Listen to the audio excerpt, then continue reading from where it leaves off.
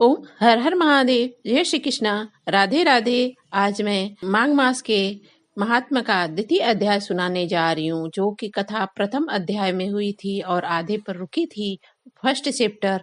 उसके बाद में सेकेंड चैप्टर में आपको सुनाने जा रही हूँ। तो आइए कथा की ओर चलते हैं। राजा के ऐसे तपस्वी कहने लगे, हे राजन, भगवान सूर्य बहुत शीघ्र उदय होने वाले हैं, इसलिए इस समय हमारे स्नान का समय है, कथा का नहीं। सो आप स्नान करके अपने घर को जाओ और गुरु श्री वशिष्ठ से इस महात्मा को सुनो। इतना कहकर तपस्वी सरोवर में स्नान के लिए चले गए और राजा भी विधि पूर्वक सरोवर में स्नान करके अपने राज्य को लौट आया और रानिवास में जाकर के तपस्वी की सब बातें रानी को सुनाई। तब सूत जी कहने लगे, महाराज, राजा ने अपने गुरु वशिष्ठ से क्या प्रश्न किया और उन्होंने क्या उत्तर दिया, सो कहिए।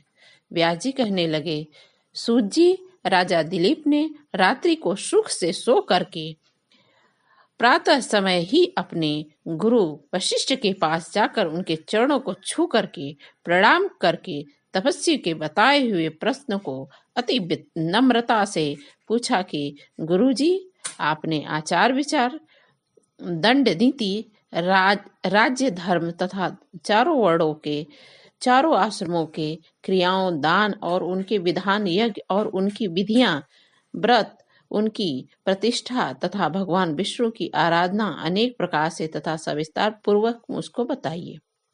मैं आपसे माघ मास के स्नान के महत्व की कथा सुनना चाहता हूँ, सो आप तपोवन नियम पूर्वक इसकी विधि समझाइए।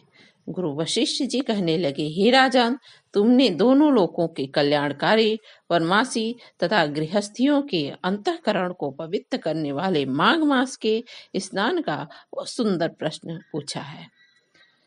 मकर राशि में सूर्य के आने पर माघ मास में स्नान का फल गौभूमि, तिल, वस्त्र, स्वर्ण, अन्य, घोड़ा आदि दानों तथा चंद्रायण और ब्रह्म कुर्च व्रत आदि से भी अधिक होता है। वैशाख तथा कार्तिक मास में जप, दान, तप और यज्ञ बहुत फल देने वाले होते हैं, परंतु माघ मास में इनका फल बहुत अधिक हो जाता है।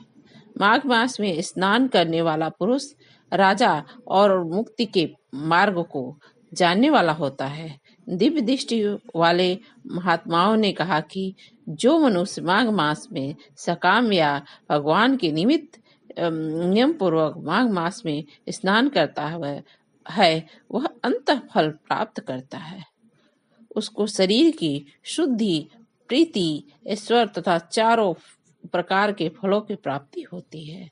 आदित्य के 12 वर्ष तक मकर संक्रांति में अन्न त्याग कर स्नान किया है। इससे तीनों लोकों को उज्जवल करने वाले 12 पुत्र उत्पन्न हुए। माघ मास में स्नान करने से ही रोहिणी, शुभांगा, अरुंधति दानशीलता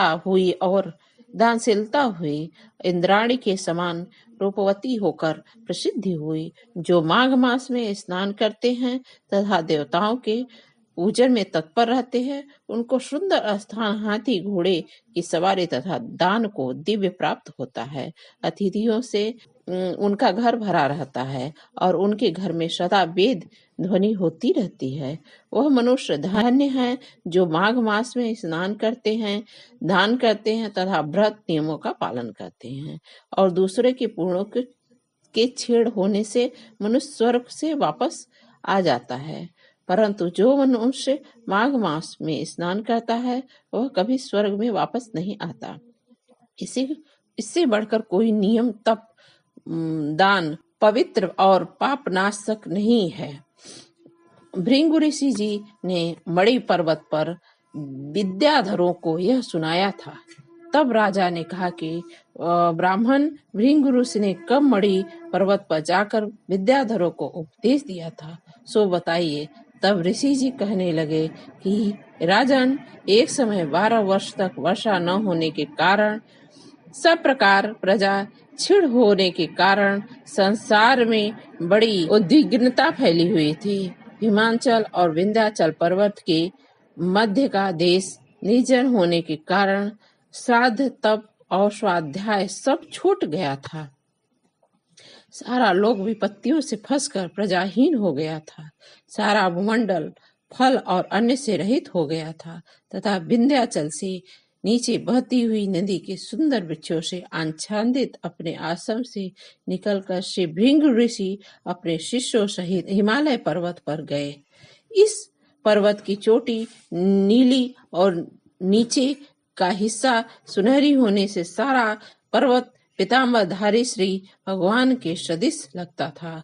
पर्वत के बीच का भाग नीला और बीच में कहीं कहीं सफेद स्फटिक होने से तारों से युक्त आकाश जैसी शोभा को प्राप्त होता था। रात्रि के समय वह पर्वत दीपकों की तरह चमकती हुई दिव्य औषधियों से पूरित किसी महल की शोभा को प्राप्त होता था।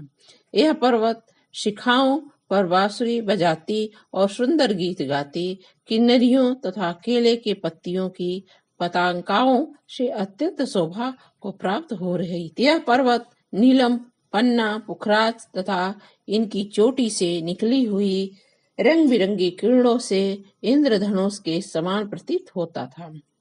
स्वर्ण आदि सब धातुओं से तथा चमकते हुए रत्नों से चारों ओर फैली हुई थी। अग्नि के समान शोभायान था। इसकी कंदराओं में काम पीड़ित विद्याधरी अपने पतियों के साथ आकर रमण करती हैं और गुफाओं में ऐसे ऋषि मुनि उन्होंने संसार के सब क्लेशों को जीत लिया है।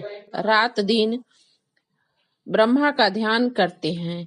कई एक हाथ में रुद्राक्ष की माला लिए हुए शिव की आराधना में लगे हुए हैं। पर्वत के नीले भागों में जंगली हाथी अपने बच्चों के साथ खेल रहे हैं।